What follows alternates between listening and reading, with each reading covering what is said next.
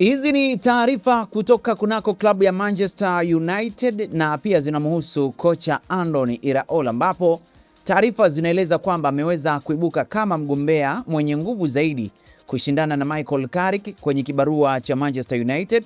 Na kwa mujibu wa The Telegraph, United hawana haraka ya kufanya maamuzi juu ya kocha wao mpya ajaye, licha ya Michael Carrick kuwapeleka hadi pointi 2 za kufuzu kwa ligi ya mabingwa Ulaya. Sasa kiungo huyo wa zamani wa United ndiye mtangulizi wake na kuna msingi wa kumuunga mkono kupata kazi hiyo kwa muda wote kutoka kwa wachezaji na wafanyakazi ndani ya Carrington.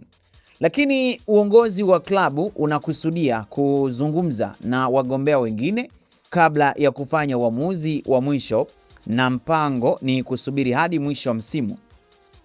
Na ripoti hii kutoka kwa The Telegraph inadai bosi wa sasa wa Bournemouth, Iraola, ambaye anaondoka mwishoni mwa msimu huu, ndiye mpinzani mkubwa wa Carrick kwa kazi hiyo.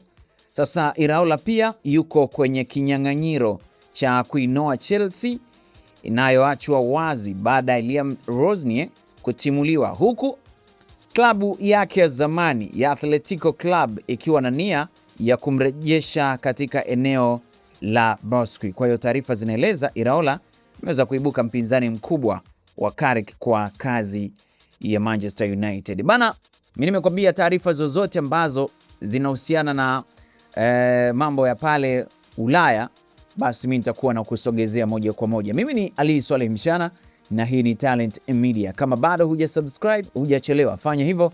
Lengo ni kupata taarifa zetu zote. Asante na kwaheri.